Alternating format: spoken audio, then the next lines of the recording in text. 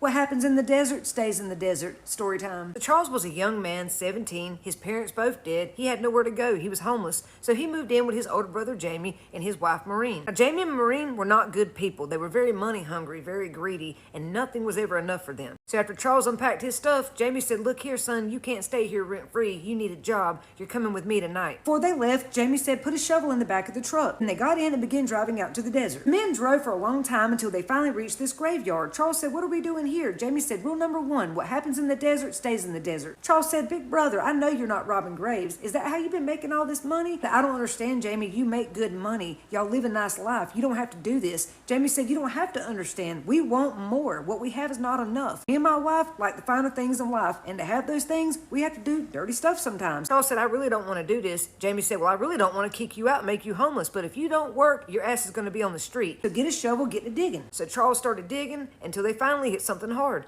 Jamie pulled back the lid, and Charles almost threw up. Jamie went to snatching and pulling everything off this woman. Jamie barked off, "Now give me everything you found." So Charles handed it over. They reburied her, and they moved on to the next grave. The next day, they go to the pawn shop. Jamie racks up. He makes a killing. Next night, they went right back to work at the next graveyard. Charles said, I don't have a good feeling, Jamie. Something is just off." Charles opened the lid. Dirt was falling around, and Jamie's eyes lit up. He said, "Jackpot." When Charles looked down, there was tons of jewelry in this casket. Jamie went to pulling and snatching and loading his bucket down. Charles said, "Wait, brother, it just don't feel right. Something's wrong here. Why would they bury her with all this money? It don't make sense." Jamie said, "Are you stupid? It don't have to make sense. It's ours now. Put that shit in a bucket." So Charles went to loading up the bucket. They filled it up so quick, they had to go back to the truck and get 2 more buckets. There was that much stuff in that coffin. They started to climb out the hole. Jamie said, "Is that everything?" Charles said, "Yeah, that's about everything." Jamie said, "No, it ain't. Get them 2 coins off her eyes." Charles said, I remember Grandma telling us you don't never remove coins off someone's eyes, man." So Jamie jumped down in the casket and he removed the coins off her eyes. Charles said right then in that moment, he felt the breeze when it came through. And it wasn't a fresh breeze. It was like the most stagnated, human, nasty air. Charles got chills all over his body and he knew this ain't right. Charles took his bucket and he dumped it all back in the casket. Jamie said, "What are you doing? Pick it up now." Charles said, "Nope, I don't want no part of this." And then Charles took off walking back towards the truck and Jamie stayed in the casket, putting all the stuff back in the bucket. They pull up to the house. Maureen meets them at the door, and when she sees everything they got, she starts jumping up and down. There was some uncirculated coins and bills, but most of it was handmade jewelry with uncut gems placed in it, like emeralds, diamonds, rubies, garnet, granite, amethyst, and quartz, and a lot of golden nuggets, big and small. And the charm on most of these necklaces and bracelets was an arrowhead or some type of flower that had been hardened in sap. Back then, they used sap the way we use epoxy today. Someone used a leather band and would tie knots around those gemstones, but the amount of uncirculated coins they found was just unbelievable, and some of the coins they'd never even seen before. They're still going through everything when all of a sudden a news break cuts on TV, local graveyards being robbed, sacred burial ground desecrated, suspects still at large. Jamie started laughing and said, "And will remain at large." Charles said, "Wait, what do they mean sacred burial ground?" Maureen said, "It don't matter, it's ours now. Who's dumb enough to put all this stuff in a casket with a dead person anyways? They can't take it with them." Charles jumped up and said, "We have to take this stuff back, y'all." Then Maureen and Jamie jumped up and said, "Don't even think about it, and you'll stay quiet if you know it's good for you. If you think for 1 second I'm gonna let you take this from me and my wife, you got another thing coming, brother. The best thing you can do is pack your stuff and get out." So Charles did. Well, Charles, being homeless, had no friends or family left. He didn't know where to go. The next day, Charles is applying for a job when he sees up on the TV, local grave robbers struck again, except this time they took the body. And Charles thought, I know Jamie did not take a corpse home with him. He goes over to Jamie and Maureen's house, and sure enough, he finds Jamie out back in the shed with that corpse, holding a pair of pliers, snatching that man's teeth out. Charles said, "What are you doing, Jamie? Have you lost your mind? You drug a dead man home?" It's one thing to take their belongings, but to take his body from his final resting place? Maureen started laughing and said, "Well, how else do you expect him to get all them gold teeth out of his mouth? And it's not like he needs them anymore." Jamie said, "Ain't nobody out there waking up, and I don't need your damn judgment." Charles said, "Jamie, what happened to you? You didn't used to be like this. Why are you so greedy now?" Maureen wrapped her arms around Jamie and said, "Yeah, my man's a real man. He knows how to make his wife happy. He gets me whatever I want." Charles said, "Yeah, you're going to get what you want, and you're going to get what you deserve too." Charles left, and the next day he got hired. The boss man even let him move into their shed and gave him a week's pay in advance, so Charles was no longer homeless. So Charles asked the boss man to give him a ride to his brother's house so he could pick up the rest of his belongings. Nobody answers the door. He goes in, nobody's home. So a couple of weeks goes by. Charles can still not get up with Jamie and Maureen. He gets worried goes to the police department. Charles tells the police everything. His brother was the one that robbed the graves, and that yes, he was a part of it in the beginning. The sheriff said that's kind of unbelievable. Charles said, I'll take you there and show you. Let's go. So they go to Jamie and Maureen's, but when they get there, Jamie, Maureen, the money, the corpses, the teeth, everything's gone. At this point, they tell Charles he's the main suspect because he's the only one that knew about it and he's the only one that's left. It looks really sketchy. For a few days, the police think Charles murdered his brother and his wife to get the money, up until they go back to the graveyard to do some investigating, and that's where they find a whole new grave has been dug up. And inside, they find 3 bodies. The one that was originally buried there, Jamie and Maureen. The police think what happened was Jamie and Maureen went back to the desert to dig up another grave, and once they dug down to the casket, it started to rain. But they didn't bring a ladder, and it got real muddy, and they couldn't climb out. They got stuck in that hole. Ever since me and my chihuahua moved to a new house, I've been taking naps in the middle of the day. At first, I thought my chihuahua was still not used to our new home, so she was up all night running around and I wasn't getting any sleep at all. The strange thing started a few weeks later. It was always the same. I'd be half asleep when I'd hear the dog pacing around the hardwood floor. Click, click, click. Her tiny nails made a distinct sound. Then she'd stop beside the bed. I'd feel her staring at me. The first few times, the dog wasn't there. Sometimes she was downstairs, sometimes she was asleep in a doggy bed shaped like a cheeseburger. One rainy day, I needed a nap. It'd been a hard day and I just needed to sleep. My dog was already asleep on the sofa as usual, so I gave her a kiss on the lips and went to bed. I was jolted awake by the sound of scratching at the bedroom door. Not the frantic scratching my dog needed when she needed to go outside. This was slower. Drags of nails against wood. I sat up expecting to find my chihuahua waiting outside. The scratching stopped. When I opened the door, the hallway was empty. Confused, I went downstairs. My dog was on the sofa, right where I'd left her. And after that, I began noticing other things. During my naps, I'd hear soft whining from beneath the bed.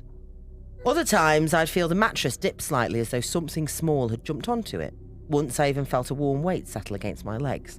Thinking it was the dog, I reached down to pet her, but my hand touched nothing. The weight remained for several seconds before slowly disappearing.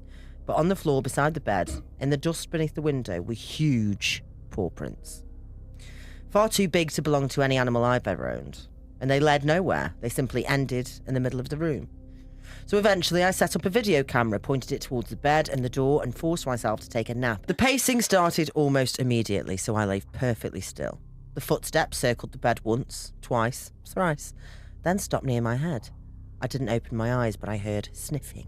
Like something was smelling my hair. When I finally sat up, the room was empty. My hands were shaking as I grabbed my phone and opened the camera app. The recording showed exactly what I'd expected. Nothing. An empty room, the bed, the door, the window. No animal, no shadow, no movement. And I nearly deleted the footage. Then I noticed what was under the bed. Eyes. 2 of them. Blinking. That night, I dragged the mattress into the guest room and slept with the bedroom locked. Around 3 a.m, my dog woke me. She was standing on my chest and growling, not at the door, at the ceiling. This really made me feel ill. Her lips were peeled back, exposing tiny white teeth. I followed her gaze. There was something above us. It clung to the ceiling corner like a spider, but it was the size of a human. The moment I focused on it, it moved, crawling fast right towards me. I screamed and switched on the bedside lamp, but the corner was empty. My dog spent the rest of the night trembling beneath the blankets. The next morning, I received a knock on the door. An elderly woman who'd lived on the street for decades. Wondering if you'd seen the dog yet? I stared at her.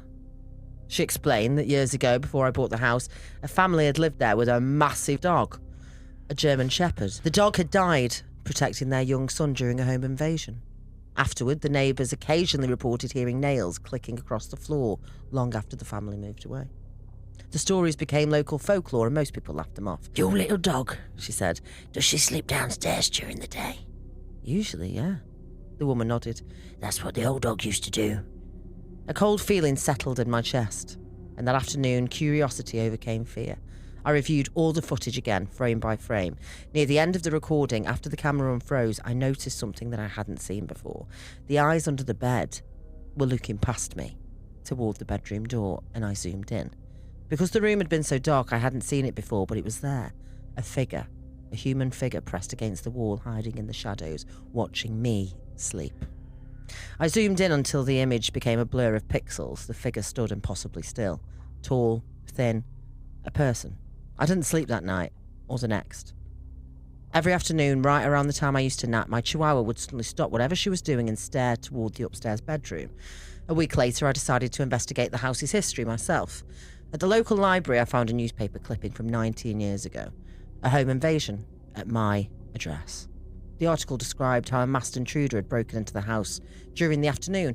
The family had been upstairs napping. The father was working, the mother and son were napping. The intruder had entered through a rear window. The dog attacked him before he could reach the bedroom, and the article praised the dog's bravery. The man fled. He was never identified. I felt cold reading those words. He was never, ever caught. I carried on my research and found other articles, more home invasions, all before the last one at my address. 20 years ago, another one nearby.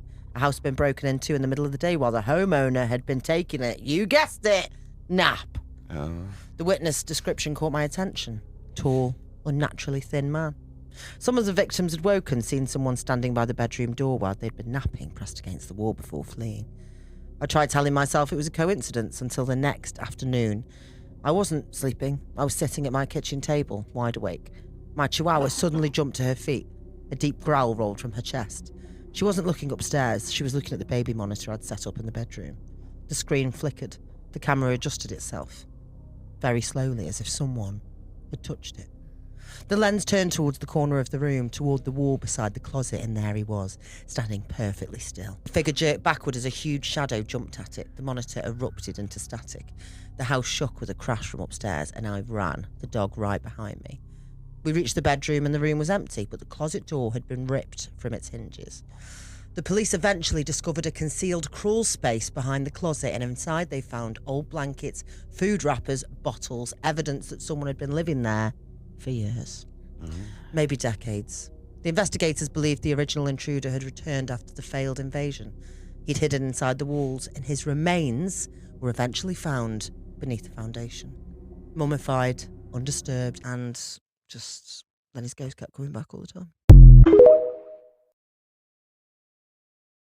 Today I'm going to tell a ghost story, but this time it's mine. I have spoken about my paranormal experiences on here before, and I think it was literally a year ago when I spoke on them last. And it's been so long, despite the fact I have so many stories, because last time I spoke on it, the vibe of everywhere I went was like it took about 6 months for the vibe to go back to feeling light. Like the energy shift was just really intense, and it like affected everybody around me. And so I was hesitant to even speak on it again because of what happened last time. I mean, the last time I spoke on it, when I really started in my video, you can literally hear the voice of a man if you go back on my channel a little ways. I ain't there anymore. So I sprint out to my dad, and I'm like, Dad, I just saw a ghost. There's a ghost at my door. She was right there. What do I do? And he was like, Kendall. So I didn't want that to happen again, but it's been a while. You know, nothing has happened. So I'm going to tell another story. I actually remembered this just the other day. I have so many things that happened to me when I was younger. I don't really think it's because the places I went were haunted. I more think it was just, when you think about something so fervently as much as I did when I was younger, I've always been extremely interested in the paranormal and in ghosts and in all of that since I was really young, since as far as I can remember. So I think in a way I kind of attracted that attention because I was giving it so much energy and interest. So this story, I was probably 11 years old, and I remember I was home alone. My house was pretty big. I don't think the house was haunted. Like I said, I think it was more me, like, inviting something. I don't even know. But it was my old house. My parents weren't home. It was literally just me. And I wanted a Ouija board really bad, but my parents wouldn't give me an Ouija board. Obviously, that was a good choice, because now that I'm older, I'm still really interested in Ouija boards. But I will never play one. I will never play one, ever. I have played one before, when I was younger, but never again. Never again. I wanted a Ouija board, my parents wouldn't get it for me.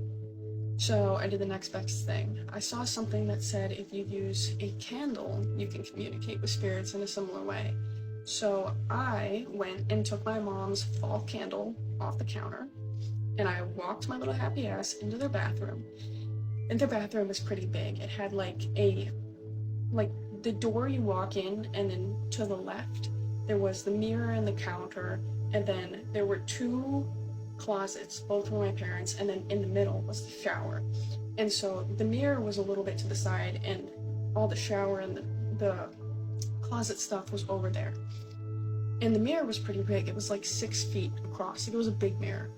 And so I walked in, I shut the door, and I drew the blinds because the only window in that bathroom was between the mirror and a cabinet. So I shut it, and it made the room pretty dim. Not completely dark because it was the middle of the day, but it was dark, it was dim. And I set the candle on the center of the counter in front of the mirror. And I don't know why I did this in a bathroom specifically, but that's just where I chose to do it. And I set the candle, and I lit it. Should not have a lighter at 12, 11 years old. I light the candle, and I sit down in front of it, and I start asking questions like, is there anyone here? Are you happy? Are you nice? Do you live here? Do I know you?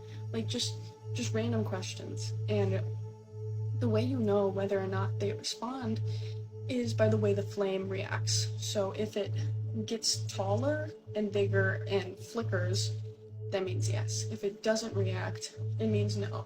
If it doesn't react or it gets smaller, that means no. So the flame is reacting, it's flickering, it's getting bigger. Like, and there's no wind in this room. And like, the candle is away from me, I'm not blowing on it, like I'm not flickering it. And so I'm doing this, and I'm like, oh, this is really cool. Like, I'm talking to this spirit, supposedly. And I don't remember exactly what I said or what happened because it was so long ago now. It was like 9 years ago or something. But I'm talking to the spirit, and you can see the closet and the shower in the background of the mirror, and it's dark. And the glass is like it's not see-through, it's like frosted, I think it's called. So you can like make out stuff, but you can't like see it clearly. And I'm looking in the mirror at myself, and I see in the background there's like this darkness in a corner of the shower that shouldn't be there, like a shadow, and it's like moving slightly. And I was a very brave child, obviously, because I'm doing all of this at 11 years old, and I don't run out of the room. I see this like shadow thing in the shower that I can't really make out, and I remember asking, is that you? And I'm not even kidding, the flame on the candle shot up. It shot up, like, so high. It literally probably shot up half a foot. It should not be doing that. The second it did that, I blew out the candle and I bolted out of the room. And I did not go in there again for a few hours. And when I did go back in there, the shower looked normal again. There was nothing in it. I turned on the lights. It was fine.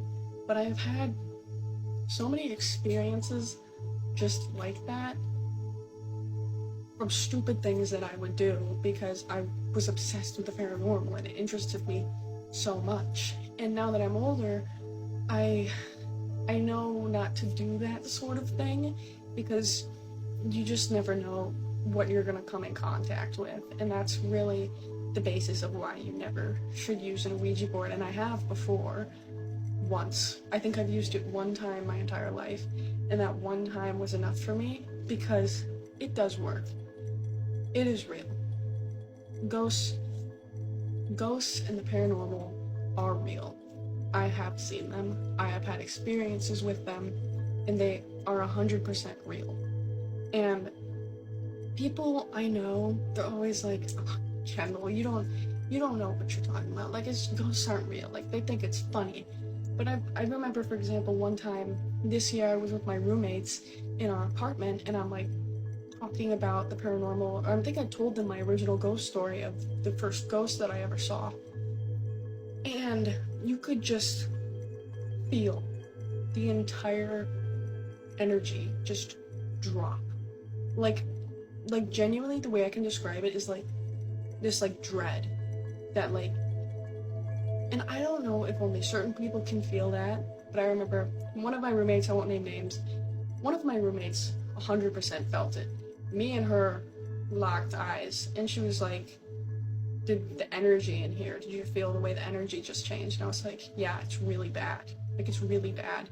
And my other roommate, she's kind of a skeptic, she didn't really feel it. And me and my one roommate that felt it, we were like, okay, we need to talk about something else. We need to bring the energy back up because it was like suffocating. And then later on that night, my roommate, who's a skeptic, started trying to bring it up again. And we were like, no, we're not doing that. The energy was so bad earlier.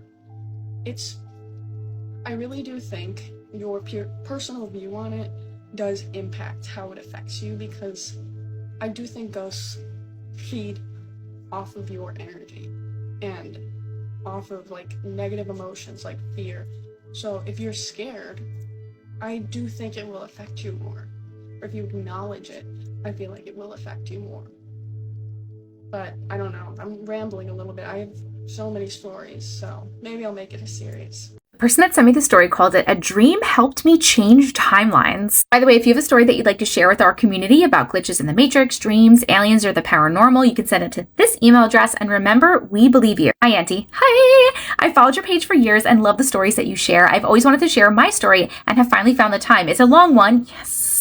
But I think it's worth sharing. I'd love to know if anyone has ever experienced anything like this, as I've never heard you read a story like it. It happened when I was 20. I'm 43 this year, but it still feels the same anxiety about it all these years later. I've always experienced lots of deja vu, usually remembering conversations that I've never had whilst I'm halfway through having them, or knowing where things are in places I've never been. When it happens, I always get a rush of adrenaline through me, and it takes a few minutes for my head to settle again. Around 23 years ago, I had a dream that I genuinely believe helped me switch timelines and stay alive. When I was 19, I had a dream that it was payday, so I went into town and I bought a new phone, fascia, from my Nokia 3310, or is it 3310, however you're going to say that. But I had a Nokia too, I had a pink one.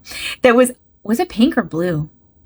Now I don't know, but I definitely had a Nokia brick that was white with the black tribal design down the middle. Ooh! I went to another shop and bought a black top with white Chinese writing on because I was going clubbing with my friends. Like always on payday, after shopping, I went to my friend's house to catch up with them. I walked through the door and my very goth friend Allison was dressed all in black as usual. Tracy and Sophie were there too. As I sat on the sofa in my dream, I had the sudden rush of adrenaline and I said, "Oh my God, I'm having deja vu. I'm going to die today." What? My friends laughed at first, but I started crying and Sophie started telling me jokes that I'd never heard to try to cheer me up, but I knew all the punchlines. Allison asked Tracy to go fetch her bright pink naff jumper as she was very cold. She never wore anything other than black. I was panicking still, and then there was a knock at the door. Tracy went to answer it and came back into the living room with a man I'd never met before. Allison said, "Colette, this is," and before she could finish, I said, "Roger." Allison asked if we'd met before, and I said, "Never, but I'm having deja vu." All four kept trying to convince that everything was normal, but I couldn't shake the feeling. I left and I started heading to my friend Keith's, as we always met at his house before we went clubbing. I got on my bus, sat at the back on the left-hand side, and looked down the bus, and there was a man wearing double denim with blonde curtains, haircut, and another man dressed all in black nodding his head as if he was listening to music, but he didn't have any headphones on. I got off the bus in Birmingham and headed to the train station. When I got there, the announcer said that the train was running 10 minutes late. When it arrived, I got on and waited for my stop, Gravelly Hill. I got off and started walking up the ramp to street level, and there was a man dressed in a black t-shirt and blue jeans with a long leather jacket over the top. As we were just about to pass each other, he took out a knife that he had been hiding in his waistband and stabbed me, and I died. I woke up crying, but quickly rationalized it and went back to sleep. When I woke up, I completely forgot about this dream altogether. A few weeks later, I got paid, so I went into town and bought a new phone, fascia, from my Nokia 3310 that was white with a black tribal design down the middle. Oh my God, I think I know where this is going. I went to another shop and bought a black top with white Chinese writing on it because I was going clubbing with my friends. Like always on payday, after shopping, I went to my friend's house to catch up with them. I walked through the door and my very goth friend Allison was dressed all in black as usual, and Tracy and Sophie were there too. As I sat on the sofa, I had the sudden rush of adrenaline and said, oh my God, I'm having deja vu. I'm going to die today. My friends laughed at first, but I started crying and Sophie started telling me jokes that I'd never heard before to try to cheer me up, but I knew all the punchlines. Allison asked Tracy to go fetch her a bright pink naf jumper as she was cold. I was panicking still, and then there was a knock at the door. Tracy went to answer it and came back to the living room with a man I'd never met before. Allison said, "Colette, this is," and before she could finish, I said, "Roger." Allison asked me if we met before and I said, "Never, but I'm having deja vu." All four kept trying to convince me that everything was normal, but I couldn't shake the feeling. I was distraught by this time and kept saying I really needed to change something or I was going to die. I called Keith sobbing, begging him to meet me at the train station. He said he couldn't, but would send our friend Steve to meet me instead.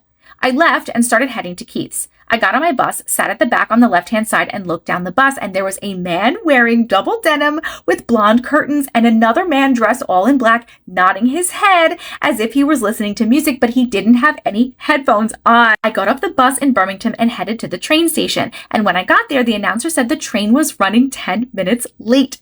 When it arrived, I got on and waited for my stop. Gravelly Hill. Oh my God, I'm getting so nervous because we're getting to the part. I got off and Steve was there. I cried and I hugged him as hard as I could. We started walking up the ramp to street level and there was a man dressed in a black t-shirt and blue jeans with a long leather jacket over the top. As we were about to pass each other, he looked me in the eye, pulled back his jacket, and flashed his large knife that he was hiding in his waistband like he knew what was meant to happen that day too. The end! I'm yelling because I was so good. Oh my God.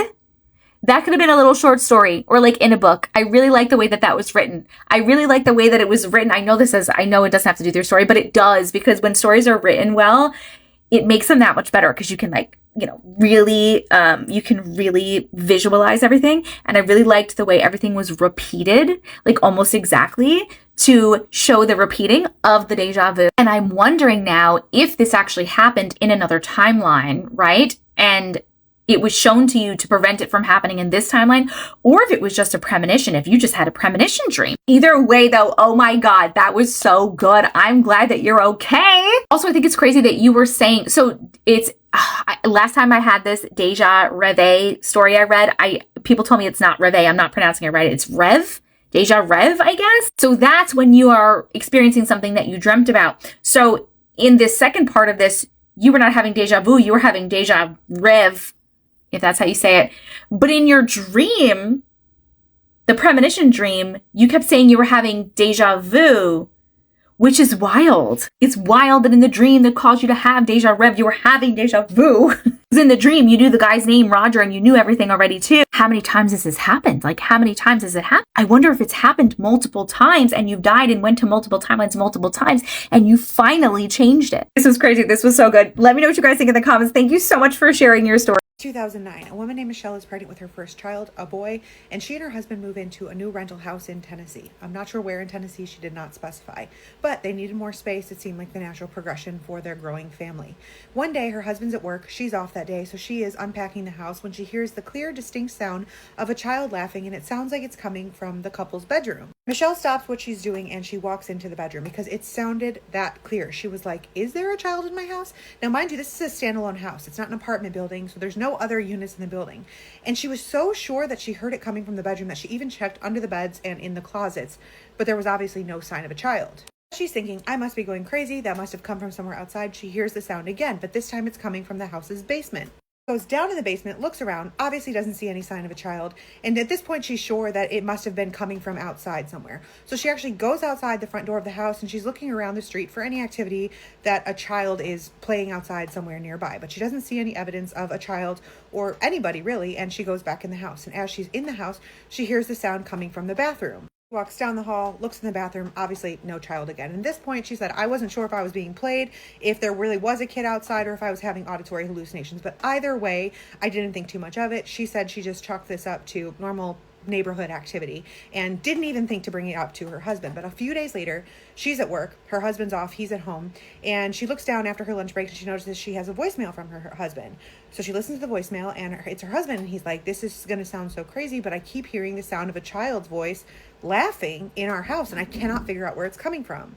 Calls him back. She's like, you wouldn't believe it. I heard the same thing the other day. They're talking about it. He's like, I'm going room to room. It sounds like the laugh is moving. I can't figure out where it's coming from. She's like, there must just be a kid that lives nearby that plays really close to our house.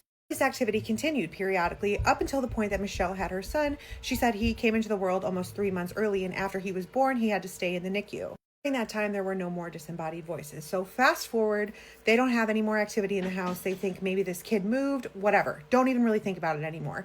When their son is 3, he starts having conversations with nobody, with the air in the apartment. And she thought at this point that he had developed an imaginary friend. It was harmless. It was cute even. But the conversations get more and more involved. And one day she's like, who are you talking to, honey? And he says, oh, it's my friend. His name is Johnny. He's a little boy like me. She goes, oh, okay, cute. He says, yeah, I like Johnny. I don't like his friends. They're monsters with glowing green eyes. She questions him. He says, yeah, I like Johnny. Johnny's nice, but I don't like the monsters because they stand over my bed every night and stare at me. Around this time, Michelle says that she and her husband had actually just watched a scary movie. It was new in 2009. She didn't name it. She actually said she was uncomfortable naming it. But she said that she went to sleep the night after they watched that movie, and they both experienced something that they couldn't explain, because after falling asleep, they both woke up to the feeling of their feet being tickled, and then they felt something heavy jump up on the bed between them and run up the bed from their feet to next to their head. Michelle jumped up and turned the lights on immediately. She says they don't have any pets and their son was asleep in his room, so what could this have been? Talk about it for a minute. They're both thoroughly creeped out, but they agree that they must have had some kind of shared sleep paralysis episode, maybe from watching that scary movie. They moved from that house when their son is 5, and you would think it ends there, but it didn't. Johnny tagged along, as did his monsters. Michelle says she doesn't think that their son got a decent night of sleep through the entirety of the time they lived in their second house. Still saw Johnny, but now he was afraid of him. He still saw the monsters, and Michelle said she didn't know what else to do besides tell him to try to roll over, to go back to sleep, to pretend it was a dream, and to pray. Just a few weeks before they were all set to move again, all the activity seemed to stop. Their son started sleeping through the night again, and she asked about Johnny, and he said, oh, he's gone now, so are the monsters. She and her husband were both relieved and thought that maybe all of this activity was just related to their son's own imagination. Before they moved, though, she was outside talking with a neighbor, and his little son was playing in the yard, and she said that she saw that his son was talking to someone, and so she asked, like, who is he talking to? And the neighbor brushed it off, and he said, oh, don't worry about it. He has a new imaginary friend named Johnny.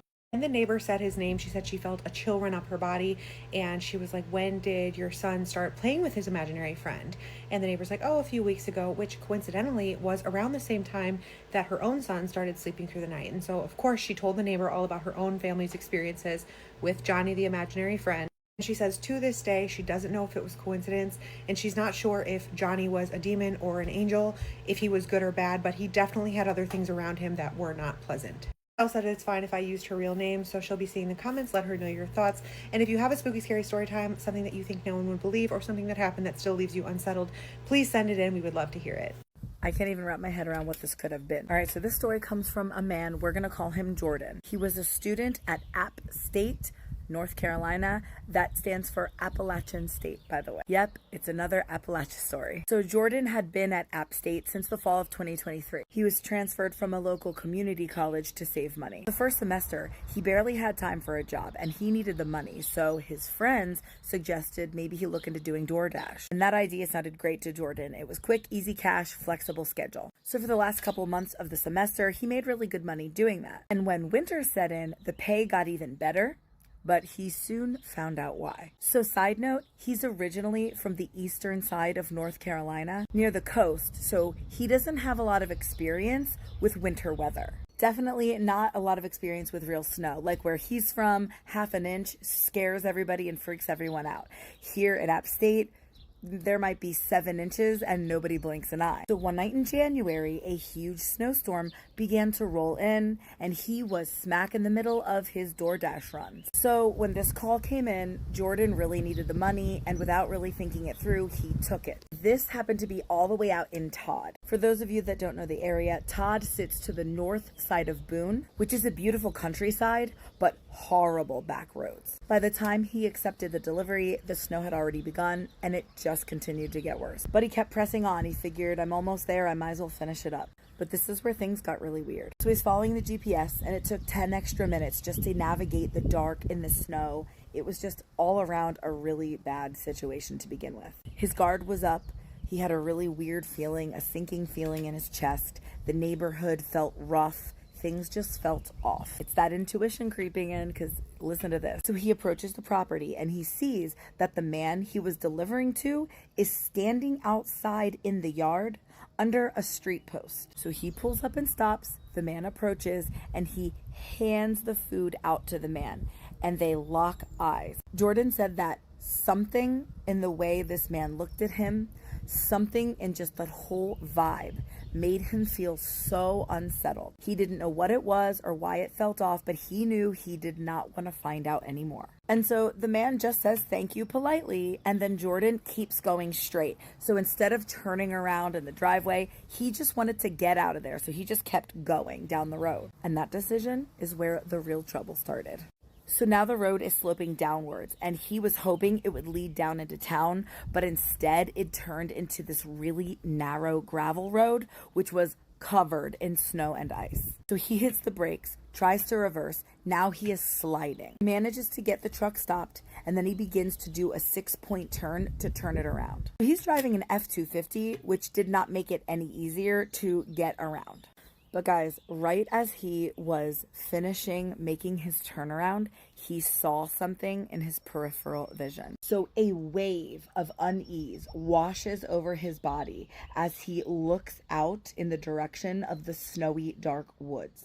And now there's nothing there. He can't see what he thought he saw in his peripheral. So he continues driving. Then he hears a loud yell coming from outside, cutting through the snow and the wind, and he looks again and sees there was a head peeking out from behind one of the trees in the darkness. But he's squinting and he's trying to focus in, and then he realizes something. Peeking out from behind the tree was that man he had just delivered the food to. And now he's out down into the woods, and then this man started to sprint directly to Jordan's truck. So Jordan panicked, and he is slamming his foot down on the gas with his 4-wheel drive engaged. But it just got worse, because when Jordan looked back at this man again, he saw something so horrifying and confusing, he still doesn't have an explanation for it. The man charging at him, his body was completely malformed. Nothing like the person he had just earlier handed the food to. Jordan describes it as looking like a distorted creature, like something out of the movie The Thing. Its limbs and shape was completely distorted and twisted in a way that the human body should not be able to bend. So Jordan is freaking terrified. His tires are spinning out. He's fishtailing it, and he can't take his eyes off of whatever this creature is running at him. But finally, the tires catch, and he books it out of there. And I don't even know how he managed to navigate without crashing in the snow and ice, but he did get home and back to his dorm. He even admitted afterward that he wet himself. He was so terrified. I don't even know, like, what even could that be? Like, recognizable enough in the face that it was a man prior, but its body is morphing? Good old freaking Appalachia, I tell ya. All right, y'all. Drop your thoughts in the comments. What do we think? And if you have a creepy story of your own of any kind, please share it. If you're interested in checking out Creepy Storytime merch, the LINK is in my bio. And if you are new here, you gotta follow for more Creepy Storytime. Let's read a scary story. This one is titled The Cabin in the Woods. Welcome to the Creepy Cozy Cottage, where creepy and cozy meet. So grab a blanket and get cozy, because we're about to read a creepy story. The fire slowly died in the fireplace, the embers crackling ominously, while the flame beautifully contrasts the surrounding brick. The woman, a widow, leans back comfortably, creaking under her weight. She sat calmly, listening to the light snowfall tickle the windows from outside. Most winters left these woods coated in feet of snow, and this one was no different. The woman, 68 years of age, had been without her husband for over a decade. Despite this, she always made an effort to take an annual trip to the log cabin, deep in the woods, every winter. This year was no different. The woman sighed a long, deep breath mixed with sadness and nostalgia as she reminisced about the happy memories she built with her husband all those years ago. Her husband's death was a painful one. Cancer ripped her husband out of her grasp, and with him, her happiness. She always made sure to come back to the cabin every winter out of respect for her late husband. She vowed to herself she'd keep the place in order until she fell victim to the inevitable fate of death. The woman looked into the fireplace and couldn't help but crack the slightest grin. Her dog, a sturdy male German shepherd, was curled up sleeping near the dying flame. The dog was the last living memory of her husband, having gotten him just days before her husband had passed. What had been a last-ditch attempt to cheer her dying husband had turned into a breathing, loving, tangible reminder of all the joy her husband had brought her. She would easily die for this dog, and the dog returned the sentiment tenfold. At once the woman got up and slowly made her way to the kitchen. Rocking on her chair near the fire until the sun went down left her feeling quite parched. She glanced at the clock. The time read 10 o'clock p.m. It was time for bed, and she made her way into the bedroom. She passed the window in the living room to close the curtains. Moments before doing so, however, her eyes caught movement in the darkness. She strained her eyes to try and catch sight of a deer or similar animal, but to no avail. She reached for the curtains once again and was about to pull them shut when she once again saw movement. Her eyes, now more adjusted to the surroundings outside, narrowed in on what it was. The woman stepped back in shock, eyes wide with fear when she realized what she was looking at. In doing so, she startled her dog, and he got up, suddenly alert and trotting over to her terrified owner. In one fluid motion, the woman ensured the window was locked before closing the curtains and moving away from the window near the middle of the room. The woman wasn't entirely sure what she had seen, but she caught the ever so slight sight of what appeared to be a figure, but this figure was no human. It was far too tall and far too slender. She felt crazy as she recounted to herself that this creature had what appeared to be a severed deer head covering his face. No, that couldn't be right. This was just some sick prank. The woman desperately wanted to believe this to be true. Truthfully, however, this was likely not the case. The cabin was as secluded as it could get. No neighbors, no civilization for miles and miles. The woman should have been alone. This realization terrified the woman, but she momentarily brushed off the sighting and told herself she just needed sleep. Her dog, however, wasn't so certain. Her dog stood erect, obviously bothered by a presence outside the cabin. The woman whistled sharply, commanding her dog to go to bed with her. The shepherd, obedient by nature, whimpered quietly and followed her to bed. As she blew the final candle in the cabin out, the darkness felt suffocating. The once warm, comforting presence of the wood structure now felt like a prison inside of an escape. The woman pulled her blanket up to her neck, hugged her dog, trying to block out the creepy sight from her mind. To her dismay, a subtle, sickening sound pierced the silence. The sound was coming from her window. It started as a small tap, as if someone were lightly hitting the window with their long, pointy fingernail. Then the sound grew more terrifying as the nail tap transitioned to a full-on scratch of the window. It sounded as if someone were dragging their sharp fingernail all the way across the glass, surely scraping the thin layer. The woman, too terrified to move, hid under the covers, praying for the sound to go away. At the sound of these taps, the dog stood up on high alert, barking like his life depended on it, intensely growling and snarling like his life depended on it. The woman had never seen her dog in such a serious state of defense, but grew confident with her dog's unwavering tenacity. After a moment, silence ensued. The dog ceased to bark, perking up his ears, trying to detect any sound coming from outside. Then, from the silence, emerged a terrifying screech. The scariest part, however, was how human in nature it sounded. The woman thought for a second that it could have been an adolescent girl screaming in agony, but the sound gradually transcended human capability, becoming lower in pitch and higher in volume, until the dog got down, whimpering in pain, and the woman covered her ears, praying for a break from this madness. What she got instead was far, far worse. The screeching was instantaneously replaced with a voice. The woman recognized it instantly. "Hey, honey, come outside. I need your help. I need you." This voice was unmistakably the sound of her husband. As her dog suddenly started barking furiously again, privy to this obvious trap, the woman stumbled backward away from the window and fumbled for the hand to her top dresser drawer. Shakily, she grabbed the hand pew-pew resting inside. She pulled down, disengaging the safety and pointing over the closet curtains. Before she could react, the woman heard heavy footsteps outside making their way to her front door. There she heard more pleading in her late husband's voice. In a calm, eerie tone, the voice said, "Honey, this isn't funny anymore. Come unlock the door and let me inside. It's freezing out here." The woman, shaky and voice crackling with every syllable, yelled back, "Go away, let me be." The voice, steady and unwavering, responded, "Hey, we can talk about this inside. Just let me in and I'll explain everything." The convincing tone of her late husband almost persuaded the woman to unlock the door. With tears rolling down her pale, flustered cheeks, the woman shakily raised her gun to the door. The dog, seconds ago barking with all of his might, went back to hiding behind the couch, whimpering with his ears down. The woman faced the door, breaking down but keeping the gun steady, braced for what was to come. Suddenly, but deliberately, as if by some unnatural force, the lock on the door started turning. The woman was sobbing, aiming the gun and mentally preparing to expel every last bullet into whatever this thing was.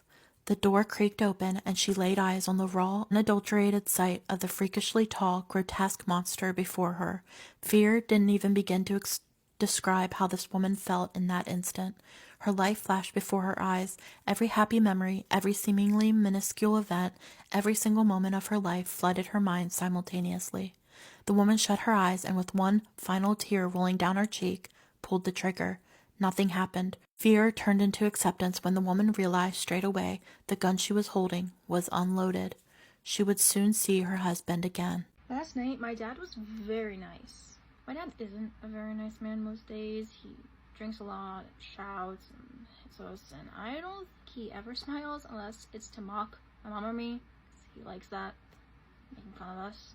Mostly he's just angry, like very, very angry. And my mom told me one time that he doesn't really mean it. He's just stressed about work and money, and that he really does love and care about us, you know, deep down. He just has a hard time showing it, she told me. And I believe her. You know, people are different, is what my teacher always told me, and it doesn't mean there's anything wrong with them. They just can't help it. It's just how they're born. And she does ask me about the bruises a lot, though. My mom told me not to tell her, so I didn't. We just have very steep and slippery stairs. But last night, my dad was very nice. Like, it started out like every other night. You know, I was trying to sleep, but I couldn't because he was shouting. I couldn't hear my mom, but she's always quiet, so I didn't really think anything of it. He was really angry, though, because he started breaking stuff, too. Bottles, furniture, I think. Like, it was just really noisy. I just hid under my pillow and tried to think about other things, but it never really works, you know, because I knew that if he got too angry, it wouldn't stop. At Mom, he would come for me too, yell at me if I opened my mouth or cried. But not last night. He came up to my room while I was still hiding, but he wasn't angry no more, and his voice just sounded strange. It was all like shivering and low. He muttered, "I'm sorry, I really didn't mean to scare you. I won't do that anymore, I promise." I was very confused, but I was brave enough to look at him, and he looked so sad, like all droopy faced, like he really meant it, like he was really sorry. I said, it's okay, Dad, you're just different, is all. And he nodded slowly and said, "I have to go now. You're a very special girl. You always remember that." He dropped me on the floor just as he left, and I felt happy. He never really said anything like that before, you know? And I slept very good last night. No noise or shouting. But I think I figured out why he was so nice to me. Maybe he was mad for so long that it all wore out. You know, like gasoline on the car or candle melting. Like, he shed his angry for good and now he's all nice. I don't know if that's true, but it would explain what I found when I woke up. Lying there by my door, all yucky and gross, was my father's angry face. The person that sent me the story called it "My Dreams Are Alternate Realities." By the way, if you have a story that you'd like to share with our community about glitches in the Matrix, dreams, aliens, cryptids, or the paranormal, you can send it to this email address. And remember, we believe you. Hi, Matrix. Hi! I've been having dreams that feel incredibly real. And the strange thing is that they almost always involve my high school crush. A little background. I had a crush on him all throughout high school. Even when we moved on to college, the feelings never completely disappeared. We attended the same university, so I would still see him from time to time. After graduation, we stayed loosely connected. One time, I saw him attending a service at our church, and I was the one who ushered him to his seat. He told me he had been attending that church since college, which was surprising because I attended the same church and had never seen him there until that day. Every once in a while, we would exchange messages, but only rarely. We talked about a lot of things: online games, hobbies, politics, our families, current events, how life had been lately, and even finances. But I always knew he saw me as a friend and nothing else. Looking back, it almost feels like life kept finding ways to reconnect us during different seasons of our lives. Then in 2025, something unusual started happening. I began dreaming about him constantly. And then I discovered your channel and your discussions about dreams and alternate realities. The idea resonated with me because these dreams felt so vivid. In those dreams, we were together. Sometimes we were already a couple, simply enjoying each other's company, going on dates, sharing playful moments, and making memories together. Other times, we were still in the early stages of getting to know each other. In some dreams, he would confess his feelings to me. In others, I would be the one confessing to him. What stood out most was how I felt when I woke up. The happiness from the dream would linger, almost as if I had actually lived through those moments. There was even a part of me that wished I could stay in those dreams where we were happy together. At the same time, I felt guilty for feeling that happiness. The weird part was how often it happened. Throughout 2025, it felt like I was dreaming about him at least once a week. Earlier this year, in 2026, I got married. Naturally, I stopped reaching out to him and moved forward with my life. But the dreams didn't stop. When 2026 began, I decided to keep track of it. For the past 5 months, I've recorded every dream involving him on my calendar. On average, he appears in my dreams 4 to 6 times a month. I swear. I know dreams are beyond my control, but I found myself looking at them differently. Instead of treating them as random events, I started seeing them as a window into another version of myself, almost like looking through a piece of glass and catching a glimpse of another timeline. I don't see these dreams as a source of regret or what ifs. Rather, I like to imagine that somewhere another version of me made different choices and ended up on a different path. When I dream about her life, she always seems happy. Sometimes I think these dreams are simply a way of checking in on the other version of myself and seeing how they're doing. And I'm genuinely happy knowing that she is happy. The end. That is so cool that you're experiencing that. Yes, a lot of times when we're dreaming, we're traveling, we're astral traveling to other timelines and dimensions, and you are definitely visiting some timeline where you guys are together. I'm assuming you're seeing from her, like it's as if you are her, or are you watching? Do you know what I mean? Are you watching third person, or are you her in these dreams? But I love that you're looking at it like that. Like, this is cool. I get to go check in and see how that version of me is doing. She's doing good. I'm also doing good in this version of my life. I always wonder what makes us dream certain things or go to certain places. Like, what is making you, I wonder, experience this and go to visit and check in on that version of yourself? Let me know what you guys think in the comments, and thank you so much for sharing your story. This was really cool. One of the things I often tell people is do not play with a Ouija board, because Ouija boards are essentially a doorway. And when you open that door, anything can come through. It's almost like setting up this beacon up in the air, and you are inviting everything to come into your life.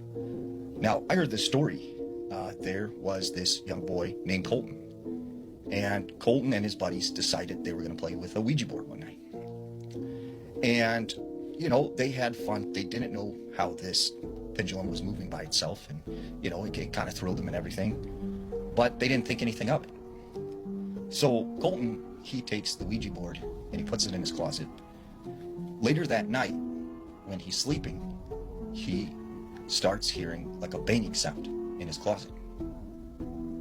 And all of a sudden, when he jumps up out of bed, he looks over at his closet and the door slowly opens. And he gets up and looks in the closet. There's no one in there. So he's like, that's kind of weird. But he kind of shakes it off, right? The next night, when he's in his bedroom once again, right? He's laying down in his bed. He can't sleep. All of a sudden, he hears this banging sound again coming from the closet. And the closet door opens by itself. The next morning, when he wakes up, he finds the Ouija board is sitting on his bed. So he thinks, I am done with this Ouija board. I shouldn't have messed with it. I'm done with this. So he takes it out back and he starts a fire and he starts trying to burn this Ouija board. As he's burning this thing and it's on fire, he hears just disembodied voices. He hears screams, and he thinks, okay, this thing is just ashes now. Everything's fine.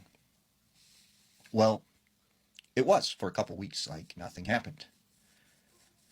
Until one night he wakes up and he said he just felt like the air was very thick.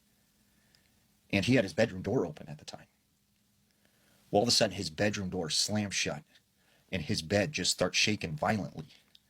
And he said, it felt like there was an earthquake. He jumps out of bed and stuff on his shelf just starts flying at him across the room. And so he, is running to the door, trying to get the door open, but something like is holding it shut. He starts screaming, for his parents.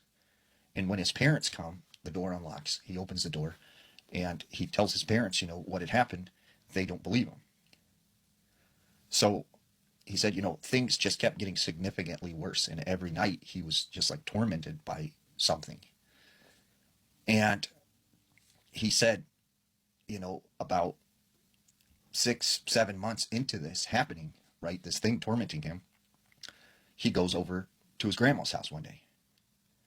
And when he walks into his grandma's house and stuff, he starts talking to her and he looks over on a shelf.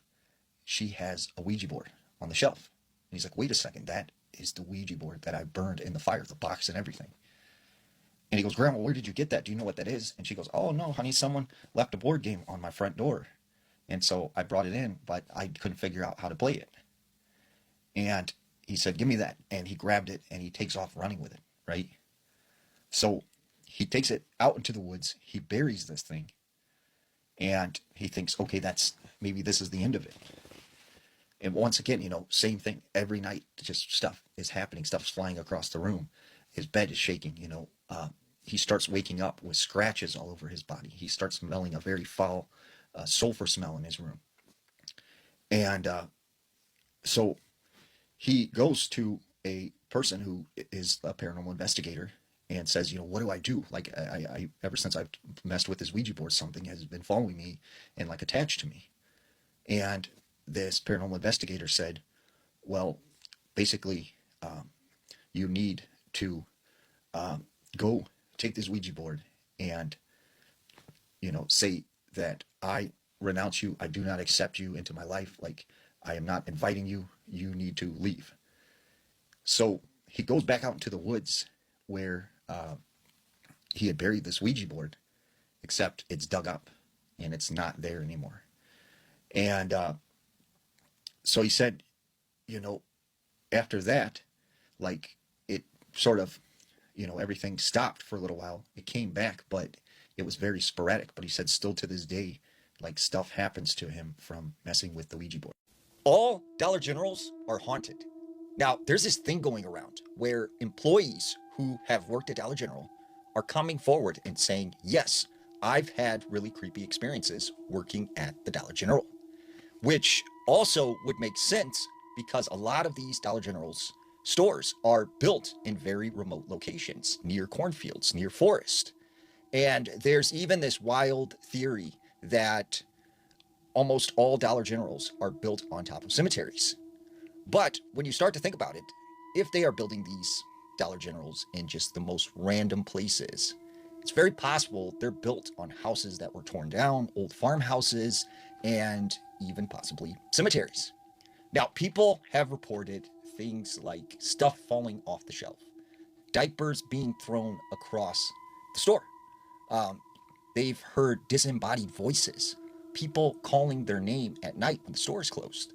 They go and look on the security cameras, no one is there, but they continuously hear their name being called. There was an employee who, one night, she was working, and she happened to see someone walk in out of the corner of her eye, and at the time, she thought it was just a random person that had walked in after closing time. When she goes to look and see who this person is, she doesn't see anybody. So she goes into the office, she looks on the CCTV, and she sees this shadowy figure moving through the aisles. She runs out of the store screaming, and she quit that day. But the scariest story that I've heard out of a Dollar General, there was this girl who said that weird things would happen from time to time at this Dollar General she worked at. And she said a couple weeks before this incident happened, she went in to open at like 6 a.m. And she said there was a receipt in one of the cash registers that was time-stamped 3:01 a.m. And she realized all of the systems had been reset at exactly 3:01 a.m. So she tells her boss, and they go and they look back at the security camera footage. And they see the lights flicker at the exact time this security system gets reset. And they see this shadowy figure moving towards the front of the store.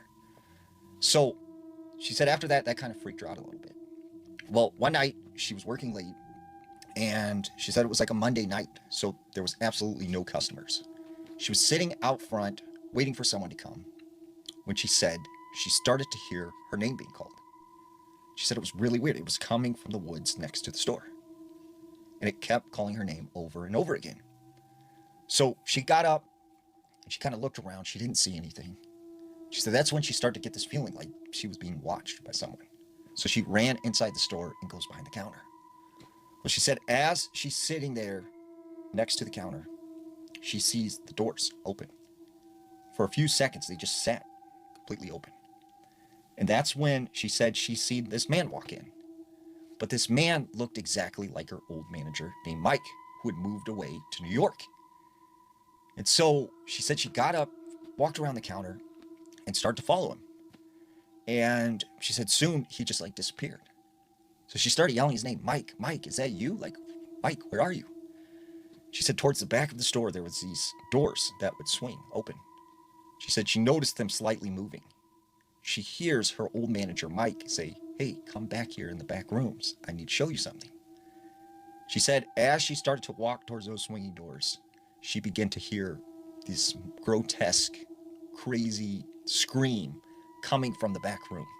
And she ran out of the store and she called her manager and said, I will not go back in there ever again. So if you've worked at Dollar General or you've shopped at Dollar General, have you ever had a creepy experience? As somebody who's been in recovery and has seen crazy stuff throughout my addiction, I actually get asked this question all the time. And that is, what is the craziest thing that you've ever seen while in active addiction? Now guys, look, I have an entire list of crazy stuff, but I can literally do a mini series on some of the stuff that I have seen, and buckle up because these are all true. Well, everything I tell you is true, but these are all true. These are pretty wild shit. So here is one of the craziest things that I've ever seen while in active addiction. Out of all the hallucinations I've seen, out of all the bodies that I've seen, out of all the crazy stuff that I have seen people do to other people, I would have to say this was when I was very high and I was looking for my stuff, and I was actually walking down the street and saw this girl, this woman who was a little bit older than me at the time, and she was obviously like tweaking out really bad. It was obvious that she was up for days because she was like, you know, like making, yeah. And she literally was picking at herself, right? Picking is a common thing that people do when they are on uppers, but this woman literally picked all the way through her face right here. And her lip was literally just like hanging off of her face, literally just dangling off of her face. Mind you, it wasn't just that stuff that she was doing, it was also she was doing the trank stuff. So her arm, so not only was her lip hanging off of her face because she was picking at it, but she was doing the trank, so her arm was literally hanging on by like a ligament. It was just dangling off of her body, and she like couldn't even feel the pain because she was so high and up for so many days. I've seen a lot of stuff throughout my addiction, but I have never seen somebody literally pick their face off and literally just walking around with a loose limb just hanging. But I will be telling more in this little mini series, so follow for more crazy stories in my life, y'all. Have you ever had to steal a car to get somewhere that you really needed to be? Because this is part 2 of the craziest shit I've done and seen in active addiction. And buckle up, because this one's kind of ridiculous. This story actually takes place during 2021, during COVID, when shit started to get real bad and the supply started getting real low, if you know what I mean. And I can tell you that this is when my addiction started getting ridiculous. Like, it skyrocketed and stuff was not going well in my life at all. Needless to say, I didn't have a car anymore because I decided to behind the wheel and crash my car. Well, at that point, I needed a car to go get my stuff, right? But if you are inexperienced with stealing a car, it's probably gonna end up the way mine did. Needless to say, I was dope sick as a motherfucker, okay? And I needed to go get my shit. And at this time in my life, I didn't have a pew-pew. All I can tell you is that dope sick is proof that hell is real. So I was just like, all right, it's time to go. I need to go get my shit, right? So I don't have a car. I am dope sick as hell. I am freaking out. I didn't have a pew-pew, but I see this couple standing over by their old Honda Civic, and mind you, this couple has a bad rep. They actually robbed me in the past, so I was like, all right, this is how I'm gonna go get my shit and get them back. Like I said, I didn't have a pew-pew, okay? And there was 2 of them and only 1 of me. So here was my fabulous idea. I had the brilliant idea of running up behind them knowing that their window was down and I didn't have a pew-pew. So all I had was a needle and I held it up to him and I said, I got HIV and if you don't get out of this car and give me your car right now, I am going to stab you with this. I'm just saying, y'all, drugs will put you in a bad spot. They're both sitting there like, oh my God, what do we do? What do we do? I'm like, get out of the car or you're about to get the HIV, which by the way, I don't actually have HIV. That was just the only thing I could think of to steal this car. And knowing that they were both addicts, what were they gonna do? Call the cops on me? Needless to say, they get out of their car, I steal their car, I go and pick up my stuff, and if anyone is wondering, no, I am not proud of this. But I am proud of getting them back for what they've done to me in the past. But I will tell you, karma got me bad because on the way there, I ended up getting my stuff, and on the way back, I ended up, unfortunately, totaling that car, and I had to leave it somewhere, and I had to walk all the way back. But at the time, at least I had my shit. And follow for more crazy stories of my life. They never got a response from the Ouija board, but somehow the person they were looking for answered them anyway. Scary story time. This is not my story, but my teacher said I could share it here. My teacher was in high school a couple of years before cell phones were a thing. It was around Halloween. She was, and still is, obsessed with the holiday. So she convinced a few of her friends to follow her to a house about 30 minutes away from her home in Pennsylvania. She had heard about a boy named Daniel, who was around her age at the time, who had passed away in that house with his family from a house fire. She wanted to use a Ouija board to see if she could talk to Daniel. Her friends were, of course, hesitant, but ended up giving in. They drove to the house one evening without telling her parents where they were going. They arrived at the house, well, what was left of it anyway, and walked over to the part of the house that was still kind of standing.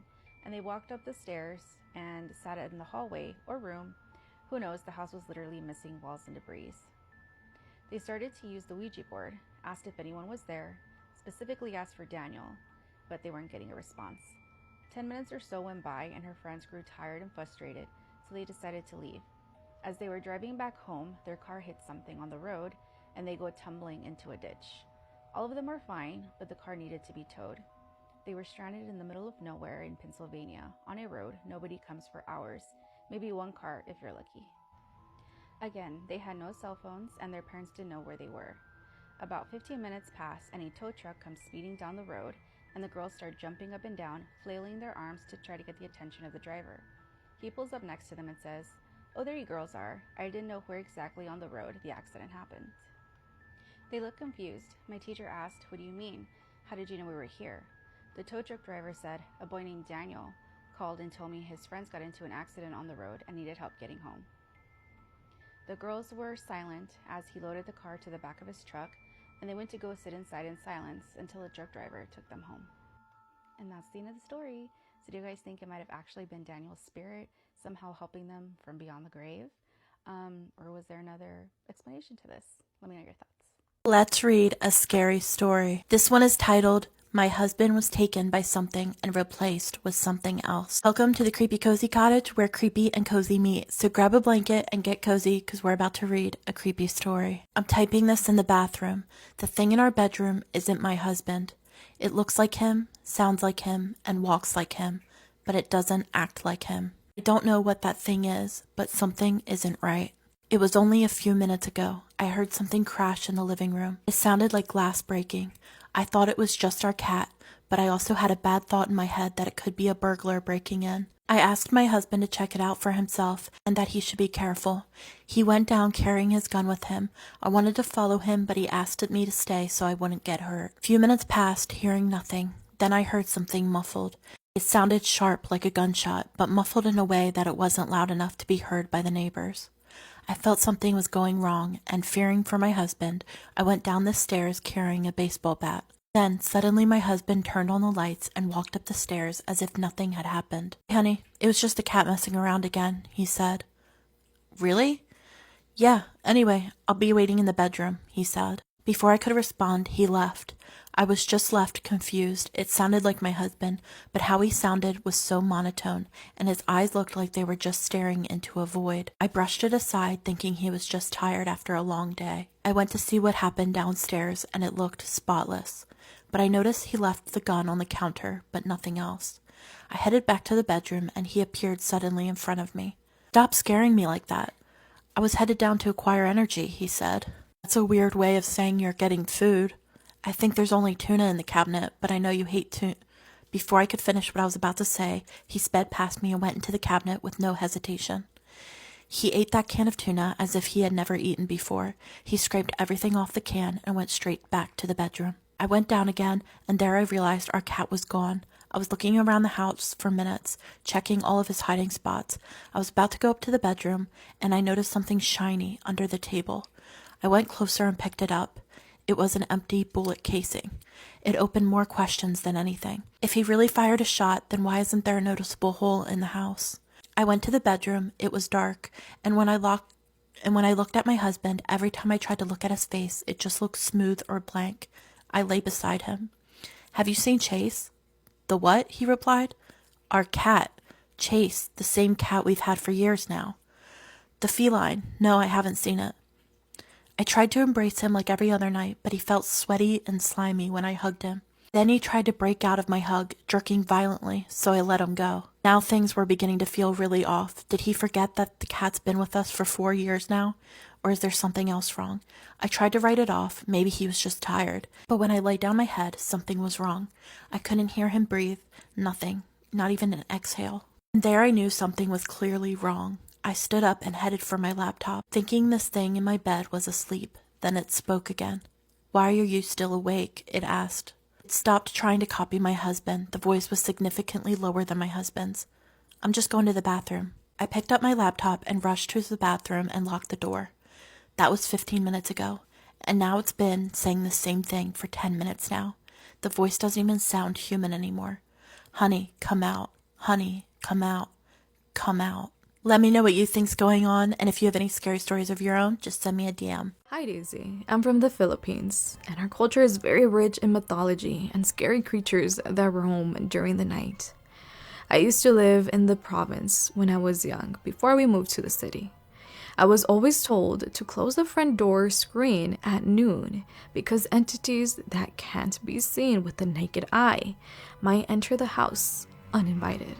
That always spooked me as a young girl, so I always made sure to close our front door screen every noon and don't recall ever skipping a day. One time, we went on vacation for over a week, and when we returned home, things weren't the same. I was about 5 or 6 years old at the time. I was playing with my puzzles when all of a sudden, our couch moved. It was made of wood and was so heavy that it had never been moved since it was delivered. So I was shocked when I heard it shift. There was a clear indication on the floor that it had been moved because the area underneath was much lighter compared to the rest of the floor, which was dark from floor wax. I told my grandma about it, and she was just as confused as I was. The next day, while my family and I were eating dinner, we suddenly heard our chickens scream as if they were being dragged. Keep in mind that our chickens were kept inside their small enclosures, which were always locked at night to prevent them from wandering off or being stolen by neighbors. My Theo grabbed his flashlight and ran outside since those were his chickens. He was in complete shock to see them running loose outside their enclosures. He clearly remembered locking them in, but when he checked, the locks were broken. Stranger things started happening after that. Our rice cooker would randomly get unplugged, delaying our breakfast. Faucets would turn off by themselves while we were doing the dishes. The shower would shut off on its own, and even our curtains would open and close without anyone touching them. It became clear that something was messing with us, and we were right. When we had gone on vacation, the person left to watch over the house wasn't aware of our custom. He left the front screen open the entire morning and only closed the door at night. We were shocked when he told us. Immediately, we sought out a local witch doctor to cleanse our home, and that's when we learned the truth. While we were away, a small family of entities had taken over our house because the open door made them believe they were invited to stay. Since the caretaker wasn't aware of our tradition, our home had become infested. After the cleansing, everything went back to normal. The little family that had taken up residence in our house was relocated to a large old tree in a neighboring village to prevent them from returning. You ever come across a video that stops you in your tracks because of how creepy it is? That was this one for me.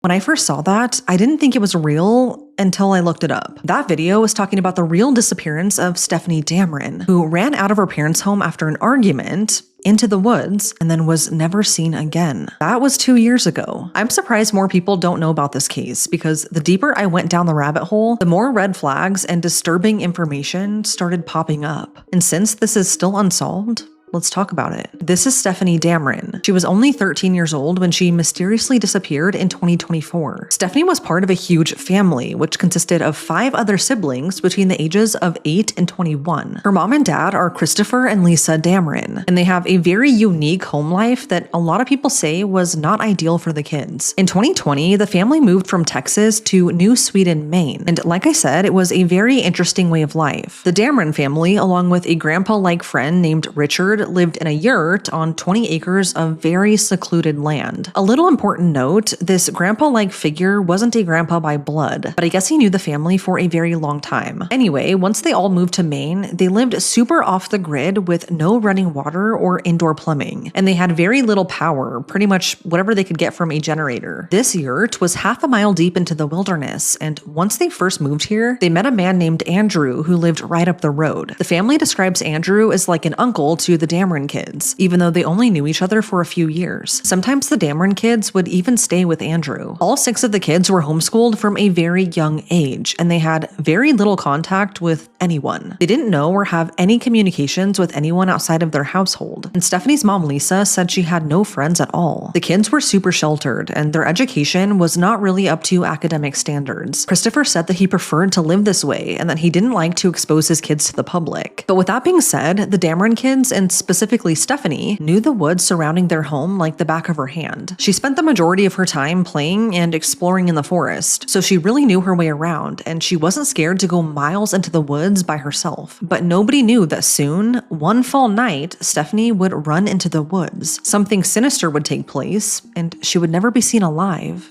again. This brings us to September 23rd, 2024. That day, Christopher and Lisa were in Presque Isle, Maine for a job interview with the restaurant Ruby Tuesdays. They left all 6 of their kids at home with their grandpa-like figure, Richard. At around 3 p.m. that day, Lisa received a text from her oldest daughter, who had used Grandpa Richard's phone. She told her mom that she and Stephanie had gotten into a fight, after which Stephanie ran into the woods crying. This was all witnessed by Richard, who saw the tears in Stephanie's eyes as she ran deep into the woods. Now, the sister was a little bit worried because some time had passed, yet Stephanie still hadn't come back. Lisa told her to run over to the neighbor's house to check if Stephanie had gone there, but she hadn't. Christopher and Lisa got home around 5:30 that evening, but Stephanie was still nowhere to be found. They briefly looked for her, but initially they weren't too worried because Stephanie had run away a few times before into the woods, but she always came back. And like I said, Stephanie was no stranger to the forest. She was known to walk miles deep into the woods by herself and would sometimes even be gone for a few hours before eventually coming back. But this time, she didn't. According to Christopher, he thought he had to legally wait to report his daughter missing until that 24-hour mark, which isn't true, by the way. There is no legal waiting period to report someone missing, so just FYI. Anyway, they didn't get concerned until around 11 the next morning, and with Stephanie still not back, that's when they reported her missing to the Maine State Police. Authorities immediately felt like something was off. They discovered that one of the main reasons that the family moved to Maine was because of a troubled past. In 2015, when they still lived in Texas, Christopher and Lisa were arrested on charges of abandoning and endangering a child, possession of a controlled substance, and public intoxication. According to an interview, Christopher said that he had been smoking weed in the car with the kids inside when they got pulled over, which led to those charges. This resulted in them temporarily losing custody of all 6 kids. They got full custody custody back 6 months later, but ever since, CPS began making regular visits to the home. This continued when they moved to rural Maine, and police discovered that CPS calls continued even there. Not just on Stephanie, but all of her siblings as well. Christopher said that because of their unusual off-the-grid lifestyle, CPS visited pretty often, but he was adamant that he and Lisa passed every inspection or test they had, and they always came to the conclusion that this was a suitable environment for the kids. But neighbors and security footage from their homes paint a somewhat different picture. Neighbors reported that Stephanie had run away to get help from them, specifically because of the less than ideal lifestyle at home. It was really tough with no running water and hardly any power, and Stephanie was really having a hard time living like that. Security footage was found from one of the neighbors' homes that showed Christopher walking up to their property, basically yelling at his neighbors to give them his daughter back, which sadly they had to and didn't really have a choice. Some of the older Dameron kids were just about to be sent to the Job Corps to help them get their GED and hopefully help them get a job. But then Stephanie vanished. Because of this new and kind of suspicious information, the FBI was quickly brought in. Their CARD team, which is the FBI's Child Abduction Rapid Deployment Team, got involved, and a massive search for Stephanie began. Investigators brought in tracking dogs and volunteers, and they scoured the entire neighborhood searching for Stephanie. They specifically honed in on the woods surrounding her home and the road just out back called West Road. Together they searched thousands of acres, but not a single trace of Stephanie ever turned up. Investigators followed up on leads in Maine, across the country, and even in Canada, but this too led them nowhere. Police then interviewed Richard, the grandpa-like figure who was at home with the kids that fateful day. According to him, he saw Stephanie run into the woods after the argument with tears in her eyes, and then he said something that really stood out. Richard told police that he thought he heard a car on West Road, which is super remote, and you can't easily see it from their property, but it eventually leads up to their house. He never saw anything, but he said it was weird that he heard a car right after Stephanie ran into the woods. Why he didn't say anything sooner, I have no idea, but this has led many people to wonder if Stephanie met up with someone that day to cool down from the argument. According to the family, Stephanie had no known access to money, transportation, electronics, or basically any outside resources at the time she disappeared. She didn't have any friends that we know of and didn't have any social media, so whether she did meet up with someone or not, it's been incredibly difficult to prove. And although we don't know what exactly happened to her that day,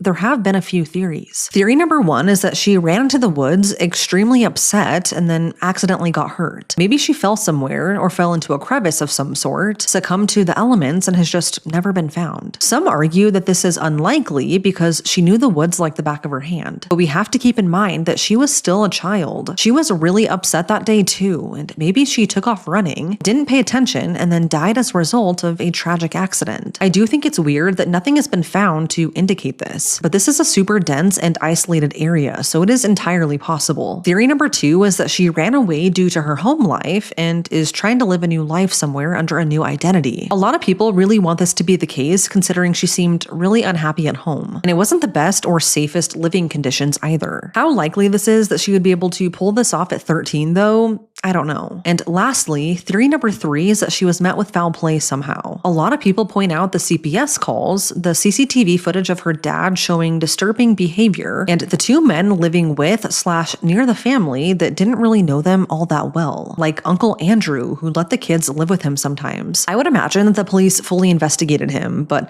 a lot of people point out how unusual this dynamic is to be living in. So one theory is that maybe her family could be responsible for her disappearance, and given their history, I could understand why some people feel that way, but there hasn't been any real proof found connecting them to this. And although they have done several interviews pleading for their child to come back, they have been at the center of intense media scrutiny. I think it's pretty normal to look at the people closest to the victim when they go missing. And unfortunately, with their lifestyle, a lot of people have really looked at them. Another theory is that Stephanie was abducted by a stranger. Maybe someone who just so happened to be in the area at the exact right time. Or maybe she really did try to run away with someone, but that someone turned out to be a monster. It's just really scary how she vanished into thin air. Add in the bizarre details of her life, and it just makes this story even more devastating. Like, what really happened to her? I hope that wherever she is safe and happy. One thing I know for sure is that social media is very powerful. If Stephanie was abducted by a stranger, or even if she wasn't, we still need her face and name out there. Everyone should know who this little girl is. Her story cannot go unheard, and her disappearance has taken a major toll on the community. They don't feel safe anymore, and they don't want their kids to play outside alone in fear that they won't come back. Stephanie Dameron is now on the FBI's most wanted kidnappings and missing persons list, and there's a $15,000 reward for any information leading to her safe return. She was last seen wearing blue jeans, a long-sleeve blue shirt, and black Harley-Davidson hiking boots. She is 5 feet tall, 130 pounds with brown hair, and she would now be almost 15 years old. If you have any information on the disappearance of Stephanie Dameron, please contact either Maine State Police or the FBI with any leads. But it's now been 2 years. Yet whatever really happened to Stephanie in the woods that night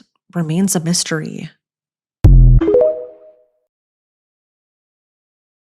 A series of spooky stories except for its women's intuition. When I was a sophomore in high school, I was in my math class just doing the daily work. Very chill class, so my friend and I were just talking and doing the worksheet when all of a sudden I got the worst feeling ever. My ears ringing, nausea, pit in my stomach, and the shakes. Out of nowhere, I have horrid anxiety, so I tried to blow it off as that, but it wouldn't go away. It got worse. This sudden feeling of dread. My friend noticed something was wrong and told the teacher. She let him take me out of class, and we sat in the hall while I called my mom. My mom was not one to just come and pick me up, so when I got a hold of her and told her what was happening, she immediately said that she was on her way to get me. I really knew something was wrong. I panicked more. Got to the office and waited for her. I got in the car and she's sobbing. She doesn't cry that much, so I was really worried. I knew someone had died. She even said, "I don't know how you know, but I guess you just felt it." My grandfather had died a few hours earlier. To this day, if I get that feeling, I text everyone I know to check on them. I was a flight paramedic, and one night we accepted a totally normal flight request. Weather looked great. We were all well rested. No concerns whatsoever. Our pilot went to pull out the helicopter, and I was zipping up my flight suit when I got a horrible, bad feeling. I popped my head out of my room as my flight partner did, and we both said, "I have a really bad feeling about this flight." We called dispatch and turned down the flight. They sent another base. They completed the flight without issue, but I'm convinced that we would have crashed, had a bird strike, or some other terrible thing would have happened if it had been our rotor that took that call. That's definitely one of those things you'd rather be safe than sorry. 2021, on a random night, I dreamt my sister was pregnant with a boy. She was not pregnant yet. Dream was really detailed to the point of showing the baby shower in blue and everything else. I told my parents and her about the dream and they just laughed it off. She already has 2 boys. Fast forward to 2022, she found out that she was pregnant. When it came to finding out the gender, it was a boy, and I told them I already had a dream about how it all played out. To this day, the baby boy I dreamt about and I are very close. Also, I just have random dreams about people being pregnant, and then it turns out that I am absolutely right about their pregnancies, when those said people find out that they're pregnant. When I was younger, like 12 to 13, everywhere I went, I saw the same man. He was in his late 20s, 30s. He always came close, but never spoke to me. I mean, within 5 foot. For example, me and my mom were having a picnic. He came and sat within 5 foot of us. Park in a parking lot, he'd park next to us. I kept getting a creepy feeling that I was being watched. When I was walking around in my town, I'd get a cold, almost depressing feeling. My mood would instantly drop, and then I'd see him or his car drive past. One day I went to take the rubbish out to the bin, and I got this horrible feeling that I was being watched. He was sat outside my house in his car. It was raining. That's important. He got out of his car, took his top off, and just stood there staring at me. I locked eyes with him and ran in the house. I haven't seen him since then, but I will never forget that sense of dread before seeing him. I'm assuming that it was important that it was raining because he just randomly took his top off, but like, oh, that would have been weird regardless. You know what I mean? Ugh. When I was 11, I got this feeling to call my granddad. I brushed it off at first because it was almost 9 p.m., but something told me to call him right then. When I called him, he told me that he had a doctor's appointment the next morning and that he would come and see me after the appointment. I immediately started crying, saying, "Don't go," begged him not to go. He said that it was just a checkup and not to worry. He told me that he loved me and good night. The next day, I was told that he was being rushed into emergency open heart surgery. I knew he wouldn't make it out. I cried all day, and when they told me the surgery was over, I knew that something was wrong. I told everyone he wouldn't wake up. He died a few days later. He never woke up from the surgery. This still haunts me to this day. He was my favorite person. My ex took a pic of his dog, and my daughter wanted to be in the picture, but he refused. Later, I saw that he posted it on Instagram with a heart emoji, but he never posted on social media, especially with that emoji. I noticed the only like was from his female coworker. Something told me to investigate his phone after he went to sleep, so I did. All of those red flags and those really out of character things that he was doing, that is definitely why. Not only did I see their messages as proof that he'd been cheating with her for a while, I saw messages between him and another friend bragging about cheating on me. What type of fucking flex do people think that that is? I immediately kicked him out, even though that I just found out that I was pregnant. Stand on business. I was 15 years old in Arizona. I took the light rail home. I had an overwhelming gut feeling not to get off at my stop. I initially ignored the feeling and hopped off, but as soon as I did, I noticed 2 grown men get off with me, but one door down. Something told me to get back on, and as I did, they got back on. We went back and forth between me getting on and off and them following when finally a male friend of mine got off with me. The men did not follow when they saw him. Then the rail pulled off without missing a beat. My mom called me in a panic, asking if I was okay. I cried so hard, and it turns out later on, those same men were arrested for an assault on another woman later on that week. Holy shit. Come back for part, I don't know, infinity? Might have known the story of real life boogeyman. This woman had an overnight cleaning job at an insurance building, and one night she noticed that she was not alone.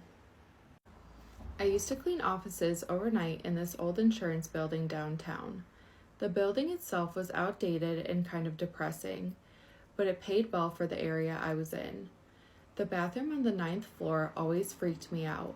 It had this huge mirror that ran across the whole wall, and every time I walked in, I felt like I wasn't alone, like someone was always watching me. I know how that sounds.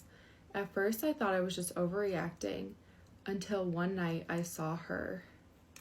I remember it was a Tuesday, around 1:30 in the morning.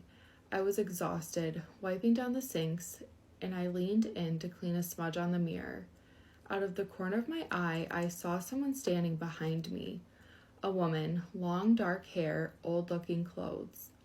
I spun around so fast I almost slipped, but nobody was there. I told myself I was tired and spooking myself out, but after that, I started avoiding looking directly into the mirror. I'd keep my head down, clean fast, and get out. Then, one night, everything escalated. I walked into that bathroom and immediately felt the temperature drop. I saw my breath come out white, like you do when it's winter outside, but it was the middle of June, and this place did not have air conditioning. I remember rubbing my arms. It felt like someone had opened a freezer. I tried not to focus on it and walked in. I started doing my job, but when I was wiping the counter, I heard this soft tapping. I thought maybe a pipe was knocking or something, but then I realized it was coming from the mirror. I looked up and she was there again, but this time she wasn't behind me. She was standing exactly where I should have been in the reflection. Same angle, same posture, but it wasn't me. Her face looked stretched. That's the best way I can describe it. I froze. I couldn't breathe. I was so terrified. Then she lifted her hand and tapped the glass again, perfectly in sync with the sound I had heard. I backed up toward the door without turning around. I kept my eyes on her because I was scared of what would happen if I broke eye contact.